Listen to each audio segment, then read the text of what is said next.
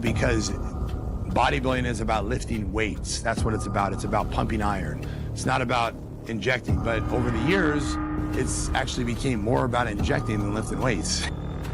This is not making me look good right here, what I'm saying, but I'm just being honest and I'm being straight and I'm telling people the truth. 리치 피아나는 보디빌딩의 기준에 도전하며 한계까지 살아간 인물이었습니다. 그의 극단적인 신체와 거침없는 솔직함은 그를 피트니스계의 전설로 만들었습니다. 하지만 스테로이드의 위험성에 대한 그의 경고에도 불구하고 그의 비극적인 최후는 아무리 강해 보이는 사람도 결국 자신이 내린 선택의 희생자가 될 수 있음을 보여줍니다.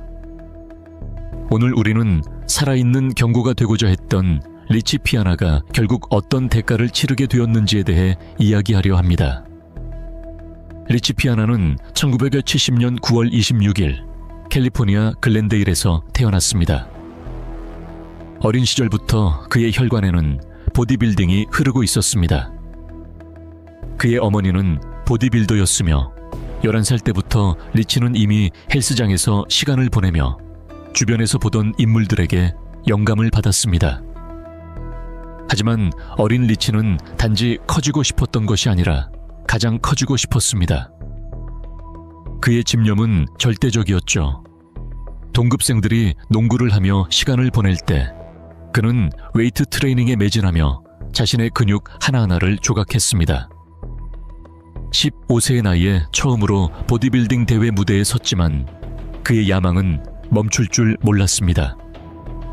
그는 대회 출전을 위해 끊임없이 연습하고 노력했지만 결국 예선을 통과하지 못했습니다. 그 패배는 아버지를 실망시켰다는 죄책감과 함께 깊은 좌절을 안겨주었고 그것이 바로 그의 인생을 영원히 바꾸게 될 결정을 내리는 계기가 되었습니다. 그는 아나볼릭 스테로이드를 사용하기 시작했습니다.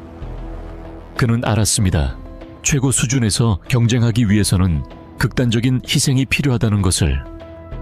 그래서 그는 영광과 명성을 얻게 되는 길이자 동시에 파멸의 길이기도 한 그 첫걸음을 내딛었습니다. 그는 여러 보디빌딩 대회에 출전했고 1998년 미스터 캘리포니아 타이틀을 획득했습니다. 하지만 곧 깨달았습니다. 아무리 자신의 몸이 인상적이라 하더라도 그 신체는 미스터 올림피아와 같은 최고 대회의 기준에는 미치지 못한다는 것을. 그러나 비율에서 부족한 점은 카리스마와 끈질긴 의지로 채워나갔습니다. 리치는 다른 보디빌더였습니다. 대부분의 정상급 선수들이 약물 사용을 숨기는 반면 그는 정면으로 인정했습니다. 비밀로 가득한 산업 속에서 그는 자신의 유튜브 채널을 통해 처음으로 모든 것을 털어놓은 인물 중 하나였습니다. 그의 채널은 곧 100만 구독자를 돌파했고 그는 스테로이드 주기와 자신의 삶, 그리고 강도 높은 훈련을 가감없이 공개했습니다. 항상 약물 사용에 대해 솔직했던 그는 결코 그것을 추천하지 않았고 가능한 한 자연 상태를 유지하라고 강조했습니다. 자연스럽게 살아라. 필요하다면 뭐든 해라. 쉬어라. 자연스럽게 살아라. 이 슬로건은 단지 보디빌딩에 대한 그의 철학이 아니라 인생 전반에 대한 태도를 대변했습니다. 피아나는 외모나 대회 성과가 아닌 그 진정성으로 인해 피트니스계에서 가장 영향력 있는 인물 중 하나로 자리매김했습니다. 사람들은 그가 진실을 말하는 것을 두려워하지 않았기 때문에 따랐습니다. 그는 자신이 하고 있는 일이 장기적으로 지속 가능하지 않다는 것을 알고 있었고 모든 영상마다 그 사실을 인정했습니다. 스테로이드는 몸을 해칩니다. 시간이 지날수록 그의 신체는 점점 더 극단적인 형태로 변해갔지만 부작용 역시 심해졌습니다. 장기간의 스테로이드 및 기타 약물 사용은 그의 건강에 치명적인 영향을 미쳤습니다. 겉모습은 여전히 거대했지만 그의 몸은 분명히 붕괴의 징후를 보이기 시작했습니다. 피부는 팽팽하게 당겨졌고 근육은 부풀어 올랐으며 그 스스로도 그의 심장이 한계에 이르고 있다고 인정했습니다. 스테로이드 남용은 장기적으로 특히 남성과 여성 모두에게 심각한 영향을 줍니다. 리치의 경우에는 심장 비대, 혈압 상승, 간 문제와 같은 전형적인 부작용이 나타났습니다. 그는 20년 이상 최고 수준의 신체를 유지했지만 그의 몸은 이미 붕괴 직전이었습니다. 그의 커리어에서 가장 충격적인 순간 중 하나는 25년 넘게 스테로이드를 사용해왔다는 사실을 고백한 순간이었습니다. 이 폭로는 피트니스 커뮤니티에 큰 충격을 주었습니다. 그는 젊은이들에게 항상 자신처럼 살지 말라고 경고했지만 많은 이들이 여전히 그를 롤모델로 삼으며 그가 말한 위험을 진지하게 받아들이지 않았습니다. 진정한 성공은 무대가 아니라 무대 밖에서 이루어졌습니다. 리치는 5%라는 이름의 영양 브랜드를 설립했고 이 브랜드는 전 세계적으로 엄청난 인기를 끌었습니다. 그에게 5%는 자신의 꿈을 위해 어떤 희생도 감수할 준비가 된 사람들을 의미했습니다. 그리고 그는 늘 말했습니다. I just want people to realize that it's not necessary. It's not mandatory. You can accomplish your goals without it. As long as you're willing to work your ass off and willing to do whatever it takes, you can. Now, is it going to take longer? Yes. Is it going to be harder? Yes. And, you have to be willing to do that. 그의 제품과 철학은 수많은 사람들에게 영감을 주었고 자신의 한계를 뛰어넘고자 하는 욕망을 불러일으켰습니다. 그러나 그는 항상 보디빌딩의 극단적인 길이 위험한 선택임을 강조했고 헬스장에 막 들어온 젊은이들이 스테로이드를 섣불리 사용하지 말라고 당부했습니다. 리치는 단지 운동실 안에서만 빛나지 않았습니다. 각종 행사 출연, 미디어 노출, 인터뷰 등으로 그는 피트니스 업계에서 가장 알아보기 쉬운 얼굴이 되었습니다. 하지만 그를 진정으로 독보적인 존재로 만든 것은 구독자들에게 진실을 말하려는 그의 끊임없는 노력에 있었습니다. 모든 영상, 인스타그램 게시물, 인터뷰에는 같은 메시지가 담겨 있었습니다. 이걸 할 준비가 안 됐다면 하지 마라. 이 선택엔 책임이 따른다. 2017년 8월 비극이 찾아옵니다. 리치 피아나는 플로리다 자택에서 쓰러졌고 당시 그의 여자친구가 머리를 손질하던 중이었습니다. 그는 즉시 병원으로 이송되었고 인공혼수 상태로 몇 주간 지내다 끝내 2017년 8월 25일에 사망했습니다. 부검 결과 그의 심장은 심각하게 확대되어 있었습니다. 이는 단연간의 스테로이드 및 기타 물질 남용의 직접적인 결과였습니다. 당시 그는 겨우 46세였습니다. 그의 죽음은 피트니스계를 충격에 빠뜨렸고 수많은 구독자들에게 깊은 상실감을 안겨주었습니다. 그는 항상 약물의 위험을 경고했지만 그의 죽음은 아무도 이 극단적인 삶의 대가로부터 안전하지 않다는 사실을 뼈저리게 일깨워주는 사건이었습니다. 리치 피아나는 복잡한 유산을 남겼습니다. 그는 피트니스계의 아이콘이었으며 자신의 방식대로 살고 죽은 인물이었습니다. 그의 거침없는 정직함은 그를 존경받는 인물로 만들었습니다. 그러나 그의 비극적인 마지막은 다음과 같은 교훈을 남깁니다. 아무리 경고해도 그 선택의 결과에서 도망칠 수 있는 사람은 없다. 그는 이렇게 말하곤 했습니다. 모든 걸 제대로 하세요. 단, 이 길에는 대가가 따릅니다. 오늘날 그의 이야기는 여전히 어떤 대가를 치르더라도 성공을 좇는 사람들에게 강력한 경고로 남아 있습니다. 그의 운명은 이제 극단적 보디빌딩의 위험에 대한 가장 큰 교훈이 되었습니다. 나는 내 인생의 모든 영역에서 한계를 뛰어넘도록 동기를 부여하기 위해 여기에 있는 것이지 내 건강과 몸을 망치기 위해 있는 것이 아니야. 그래서 나는 스테로이드를 반대해. 너 자신의 생물학적 한계에 도달하기 전에는 절대 사용하지 마. 나는 사람들에게 스테로이드를 사용하라고 말하지 않아. 나는 그것을 추천하지 않아. 사실 나는 스테로이드를 사용하는 것이 전혀 좋은 생각이라고 생각하지 않아. 최대한 오랫동안 자연 상태를 유지할 수 있다면 그게 가장 좋은 길이야. 평생 자연 상태로 유지할 수 있다면 그건 더욱 훌륭한 일이야.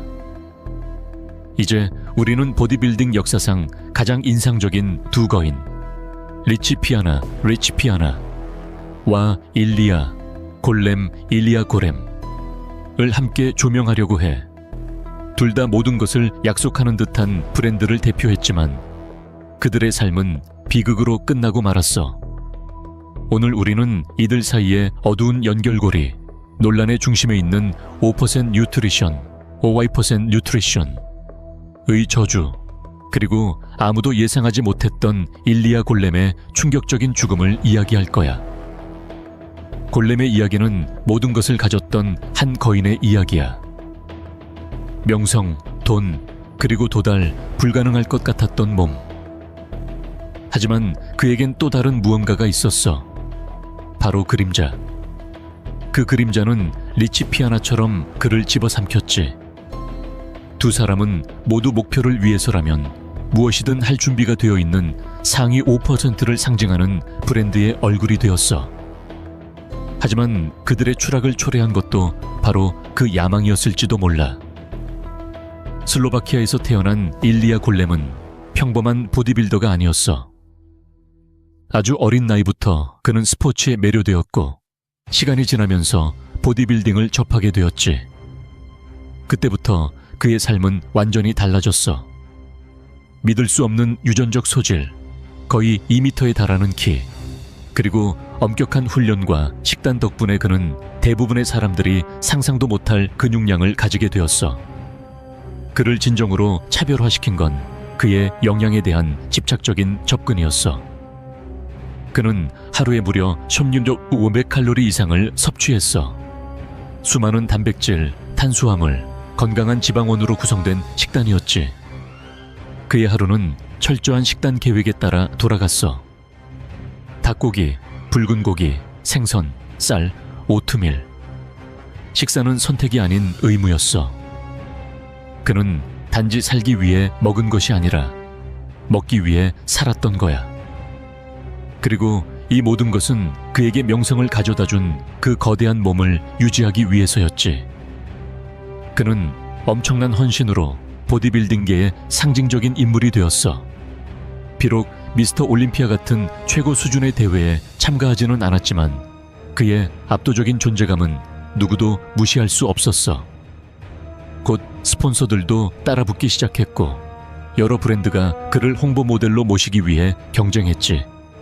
그리고 5% 뉴트리션은 그에게 연락한 첫 브랜드 중 하나였어.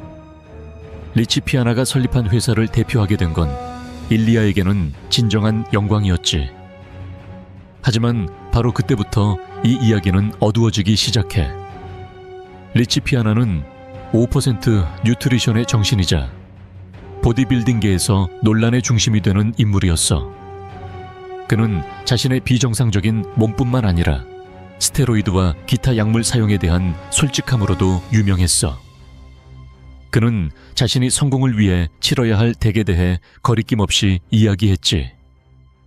팬들에게 그 위험성을 경고했지만 사용을 멈추진 않았어. 결국 그는 집에서 쓰러진 후 혼수 상태에 빠졌고 46세의 나이에 사망하고 말았어. 그의 죽음은 보디빌딩 커뮤니티에 큰 충격을 안겨줬지. 아무 일도 안 일어날 거야. 다 괜찮아. 나는 어떤 것도 그렇게 생각하지 않아. 뭐든 가능해. 이게 옳은 선택이라는 말도 아니고 내가 똑똑하다는 말도 아니야. 내가 뭘 하든 그저 나 자신에 대해 말하는 것뿐이야. 하지만 이 비극을 넘어서 불길한 질문이 제기되었어. 그가 만든 브랜드에는 무언가 저주 같은 것이 있었던 걸까? 아니면 단지 우연의 일치였을까? 왜 이 브랜드의 얼굴이 된 인물들은 모두 비슷한 방식으로 쓰러졌던 걸까? 새로운 얼굴이 된 일리아 골렘은 이 논란의 중심에 서 있었어. 그는 리치처럼 대놓고 약물 사용을 이야기하진 않았지만 그의 거대한 신체는 끊임없이 의심과 추측을 불러일으켰지. 스테로이드 남용, 극단적인 식단, 끊임없는 훈련으로 인한 육체적 소진. 이것은 재앙의 공식이야. 세월이 흐르며 일리아의 몸은 점점 내부에서부터 무너지는 징후를 보이기 시작했어. 예전처럼 찬사를 받기보단 그의 몸은 고통과 파괴의 상징처럼 변해갔지. 2024년 9월 12일, 보디빌딩 세계는 또 한 번 충격에 빠졌어. 일리아 골렘의 사망 소식이 전해졌기 때문이야. 사망의 정확한 원인은 아직까지 명확하지 않지만 리치 피아나의 죽음과의 유사성은 충격적이었지. 5% 뉴트리션의 중심 인물이었던 두 명이 모두 미스터리한 상황에서 사망한 거야. 이제 많은 이들이 질문해. 그 브랜드의 얼굴이 된 것이 정말로 치명적인 책임이었을까? 일리아는 생의 마지막 몇 년을 건강 문제와 싸우며 보냈어. 그의 비범한 몸을 유지하려는 압박과 단연간의 약물 남용은 결국 그의 심장을 무너뜨렸지. 자연의 한계를 넘어서려 했던 대가는 너무도 혹독했어. 정확한 사망 원인이 확인되지 않았음에도 보디빌딩 커뮤니티는 또 한 명의 거인을 잃고 슬퍼하고 있어. 두 명의 전설적인 인물이 같은 브랜드와 관련되어 같은 방식으로 세상을 떠났다는 건 단순한 우연일까? 어쩌면 이것이 인간의 몸을 극한으로 몰아붙인 대가일지도 몰라. 5% 뉴트리션이라는 브랜드는 가장 강하고 단단하며 목표를 향해 미친 듯이 나아가는 상위 5%의 정신을 상징했어. 하지만 이제 그 브랜드는 두 대표 인물의 비극적인 죽음으로 얼룩지게 되었지. 일부는 이것을 우연이 아닌 분명한 경고라고 말해. 육체적 완벽함을 향한 집착은 때로 치명적인 결과를 낳을 수 있다는 거야. 일리아 골렘의 비극적인 이야기는 리치 피아나의 이야기와 함께 인간의 한계를 넘어서려는 시도가 얼마나 위험한지를 보여주는 교훈이 되었어. 그의 삶은 헌신과 희생의 상징이었지만 그 대가는 너무도 컸어. 이제 우리가 던져야 할 진짜 질문은 이거야. 과연 이상을 위해 건강과 생명을 걸 만한 가치가 있는가? 리치와 일리아의 비극은 우리에게 상기시켜줘. 육체적 위대함은 때로는 너무도 가혹한 대가를 요구한다는 것을. 그리고 그 대가를 감당할 준비가 되어 있는 사람은 많지 않다는 것을. 골렘의 인생은 보디빌더의 삶을 보여주는 증언일 뿐만 아니라 완벽을 위해 얼마나 멀리 나아갈 수 있는지를 보여주는 거울이기도 해. 이건 저주일까? 아니면 단지 야망의 대가일까? 오늘날에도 답은 분명하지 않아. 하지만 그들의 유산은 리치 피아나와 마찬가지로 그들을 기억하는 이들의 가슴 속에 여전히 살아있어. 이 브랜드와 그 창립자에 대해 더 알고 싶다면 이 영상을 반드시 봐야 해. 극한의 컨디셔닝을 추구하는 일은 가차없는 희생을 요구합니다. 그것은 매우 단순하면서도 동시에 치명적인 무언가입니다. 그것이 바로 끝입니다. 그는 맛도 즐거움도 없는 극소량의 음식을 섭취합니다. 모든 한 입이 계산되어 있고 모든 지방 1g도 피하려 합니다. 목표는 분명합니다. 체지방의 흔적조차 완전히 제거하는 것입니다. 보디빌딩의 전설. 도리안 예이츠는 이 경지에 도달하는 것이 얼마나 어려운지 설명하며 과거 자신이 너무 마르고 해골처럼 보였기 때문에 사람들을 놀라게 했다고 회상합니다. 오늘날의 대회 전 모임에서 참가자들이 정장을 입고 서로의 상태를 평가할 때는 좀처럼 보기 힘든 모습이었습니다. 당시에는 얼굴만 봐도 컨디션을 유추할 수 있었죠. 얼굴이 약간만 부어 있어도 최고의 컨디션이 아님을 의미했습니다. 하지만 도리안은 자신의 얼굴 근육과 턱선이 뚜렷하게 드러날 정도로 여위었고 꺼진 눈과 머리로 인해 위압적인 외모를 갖게 되었다고 회상합니다. 이 정도의 컨디셔닝을 위해선 극도의 헌신과 희생이 필요하며 실제 대회가 시작되기도 전부터 혹독한 여정이 시작됩니다. 그러나 이 영상에서 가장 극단적인 부분은 바로 일부 보디빌더들이 준비 과정 중 칼로리를 킬로칼로리를 이하로까지 줄이는 장면일 것입니다. 대표적으로 크리스 범스테드가 미스터 올림피아 3연패를 준비하며 보여준 장면이 그러했습니다. 항상 컨디셔닝에 실패한 적 없는 오브리 애슐리 또한 남아있는 체지방을 없애기 위한 자신의 식단을 자세히 공개했습니다.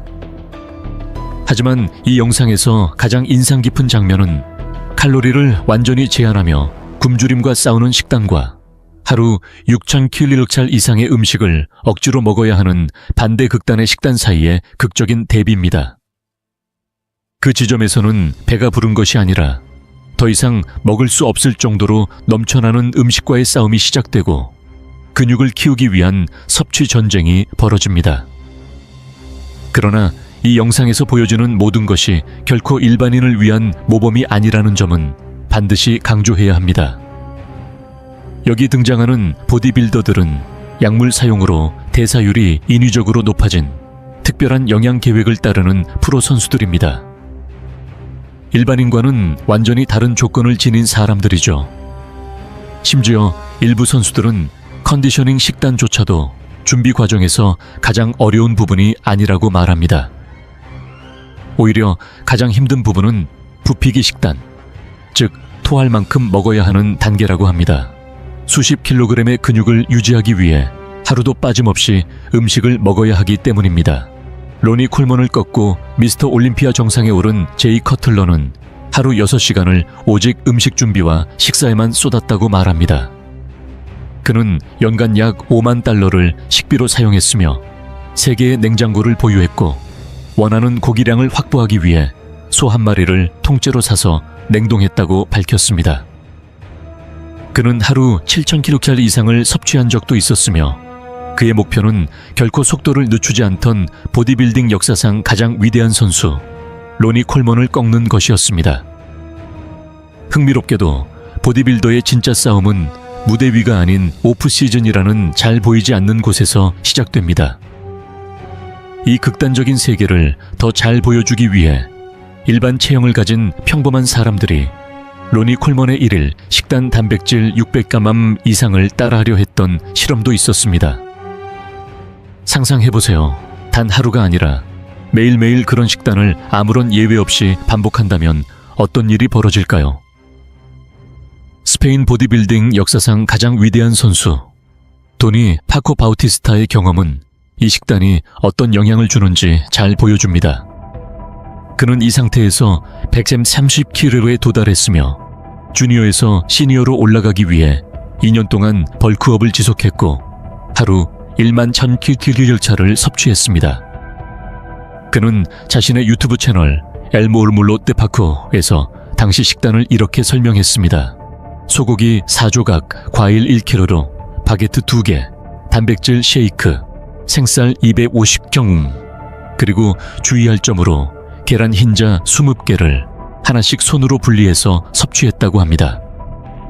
당시엔 계란 흰자만 따로 팔지 않았기 때문이죠. 또한 요거트를 셀 수 없이 많이 먹고 올리브유까지 추가한 이중 루틴 훈련을 했습니다. 이 모든 과정을 통해 그는 결국 보디빌딩 역사에 자신의 이름을 새겼습니다. 하지만 도리안이 말했듯 보디빌더의 진정한 희생은 칼로리가 줄어든 상황에서도 똑같은 강도로 훈련을 유지할 때 시작됩니다. 예전에는 많은 탄수화물 덕분에 넘치는 에너지가 있었지만 지금은 훨씬 적은 음식으로 같은 강도의 훈련을 소화해야 하죠. 그리고 바로 이 지점에서 많은 보디빌더들이 실패합니다. 진정한 경쟁의 승부는 여기서 갈립니다. 도리안이 말했듯 대회 당일 해골처럼 핏기 없는 얼굴로 무대에 오르기까지 진정으로 고통스러운 여정을 견딘 자만이 도달할 수 있습니다. 최근 도리안은 인스타그램 게시글에서 자신의 준비 과정을 공유하며 벌크업 기간엔 6.1kcal, 대회 준비 기간엔 3.5kcal까지 줄였다고 말했습니다. 3회를 500칼로리라고 하면 많은 양처럼 보일 수 있지만 우리는 체중 120kg의 빠른 신진대사를 가진 보디빌더에 대해 이야기하고 있다는 점을 생각해보세요. 그는 그래도 배가 고팠다고 말할 만했습니다. 시간이 지나며 체격이 커질수록 더 많은 칼로리를 태울 수 있게 되었지만 점점 더 선명한 몸을 만들기 위한 희생은 여전히 동일하거나 오히려 더 컸습니다. 그러나 클래식 피지크 카테고리의 도입으로 이들 보디빌더는 무조건적인 덩치를 추구할 필요는 없게 되었고 보다 미학적이고 덜 무거운 몸매를 허용받을 수 있게 되었습니다. 그렇게 우리는 다시 극도로 제한적인 식단을 보게 되었고 크리스 범스테드의 가장 많이 조회된 영상이 대회 10일 전에 식단을 공개한 영상이라는 사실도 우연이 아니라고 생각합니다.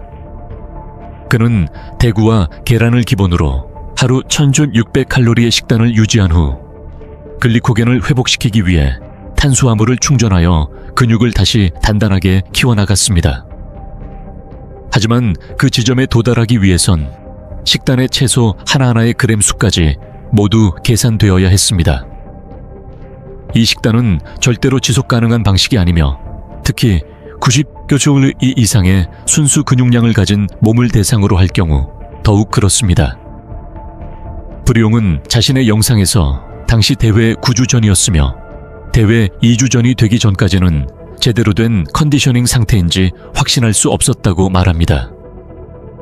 물론 모든 보디빌더들이 똑같은 식단 전략을 쓰는 것은 아니지만 브리옹의 경우는 미스터 올림피아 2회 우승자입니다. 다시 도리안 예이츠 이야기로 돌아가서 그가 얼마나 극한 상황에서 정신이 어떤 장난을 치는지를 이해하기 위해 그의 말을 그대로 인용하겠습니다. 나는 한밤중에 매우 생생한 꿈을 꾸며 깨어났다. 꿈속에서 나는 소시지가 가득 담긴 거대한 접시를 먹고 있었다. 물론 집에 그런 건 없었다. 하지만 정신은 장난을 치기 시작한다. 내 몸이 아마도 칼로리와 지방을 절실히 원했던 것 같다. 너는 자신의 정신과 몸을 통제할 수 있어야 한다. 언제 먹을지를 결정하는 사람은 바로 너 자신이어야 한다.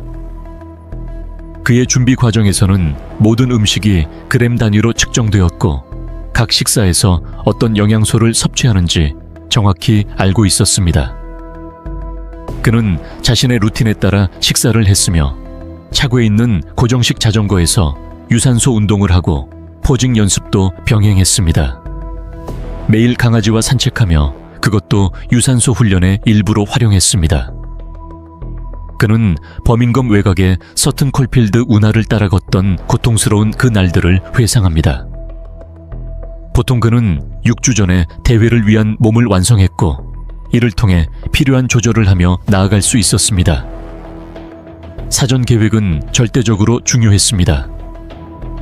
몇 주 안에 체중을 급격히 줄여야 했던 적은 한 번도 없었고 항상 최종 목표를 마음에 품고 있었습니다. 하지만 최근으로 돌아오면 보디빌딩에서는 대회를 몇 주 앞두고 몸을 완성하는 것이 중요하다는 것은 사실이지만 체급 시스템이 도입되면서 UFC처럼 극단적인 체중 감량을 해야 하는 경우도 생겨났습니다. 우리 채널에서 이미 다룬 적이 있던 라몬 디노의 사례가 그 대표입니다. 그는 미스터 올림피아에서 키 제한으로 인해 체중 초과 판정을 받았고 그 순간 그의 얼굴은 순식간에 굳어졌습니다. 모든 체급 기반 스포츠에서 그렇듯 무게 감량, 웨이트 컷이라는 죽음에 가까운 행위는 치명적인 결과를 불러올 수 있습니다.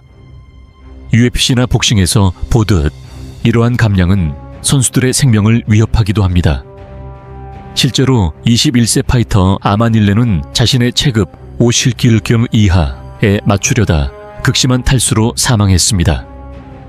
이런 경우엔 땀방울과 피로의 눈물이 함께 흐릅니다. 핏줄은 고통을 외치고 피부는 창백해지고 얇아지며 희망으로 가득하던 눈빛은 고통으로 뒤바뀝니다. 뼈는 삐걱이고 근육은 시들어가며 의지는 산산조각 납니다. 그럼에도 불구하고 사회와 팬들은 쇼를 원합니다. 개체 몸무게 측정은 잔혹한 심판처럼 선수들을 무게로 단죄하고 기다림조차 고문이 됩니다. 한계를 넘는 것이 당연해지고 건강은 뒷전으로 밀려납니다. 부상, 전해질 불균형, 섭식장애 등은 이런 무모한 완벽 추구의 결과로 따라오는 고통입니다. 선수들은 결국 비극으로 향하는 나선에 갇히게 됩니다. 희생이 고문으로 영광이 고통으로 바뀌는 순간 스포츠의 고귀함은 더럽혀집니다. 이때 누군가는 말할지도 모릅니다. 하지만 그게 우리 스포츠인 보디빌딩과 무슨 상관이죠? 맞습니다. 보디빌딩과 격투기의 탈수 방식은 다릅니다. 프로토콜도 다르고 목적도 다릅니다. 그리고 체력 손실도 무시할 수 없습니다. 그날의 선수는 좀비와도 같습니다. 이러한 묘사는 사실 보디빌더들이 수분 조절기 동안 겪는 극한 준비와 매우 닮아 있습니다. 완전히 지쳐 있고 에너지는 바닥나 있으며 각자 트레이너가 사용하는 수많은 프로토콜을 고려할 때 결국 공통된 목적은 하나입니다. 피부와 근육 사이에 수분층이 없어야 한다. 이런 이유로 보디빌딩에서는 이뇨제의 오남용이 종종 문제로 떠오릅니다. 외부적으로 수분 배출을 가속화하려는 시도가 건강에 미치는 위험은 매우 큽니다. 특히 체급 한계에 가까운 선수들일수록 이런 위험한 관행에 빠지기 쉬워집니다. 문제는 이미 모든 준비를 마쳤고 공인된 키에 맞춰 계획을 세웠어도 현장에서 실제로는 그 키보다 작게 측정될 수 있다는 것입니다. 실제로 멜맨도 그런 일이 벌어졌습니다. 라몬처럼 키가 줄어들고 체중도 2kg로 줄었습니다. 그가 선택한 방법은 극단적인 수단. 그는 끈질기게 요청해 호텔 사우나에 입장했고 그의 여자친구는 그가 3번이나 실신했다고 말했습니다. 그에게 동행자가 없었다면 무슨 일이 일어났을까요? 시간과 싸우며 벌어진 이런 극단적인 행위가 어디까지 갈 수 있는지를 보여주는 예입니다. 결국 멜맨은 체중 감량에 실패했고 이는 보디빌딩에서도 존재하는 극단적인 관행의 또 하나의 사례가 되었습니다. 이 종목은 거의 1년 내내 최고 컨디션을 유지해야 하며 모든 준비를 마쳤다고 생각한 순간조차도 이런 상황에 맞닥뜨릴 수 있습니다.